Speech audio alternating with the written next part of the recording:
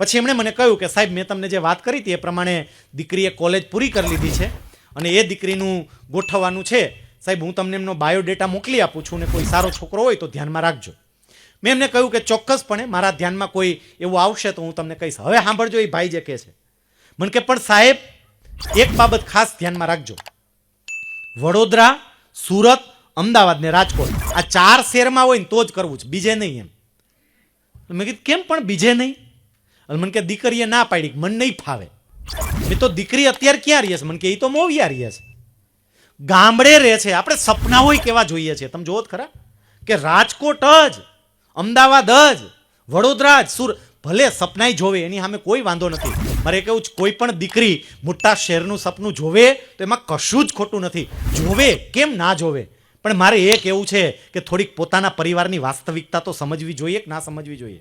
અને બધા શહેરનું જ સમજવું હોય તો ભૂરીંગડાનું શું કરવું? અહીં વાંઢા જાટા માર્યા રાખે શું કરવાનું? અહીંયા ગામડાઓનું શું કરવું? તાળા માર દેવાના બધે.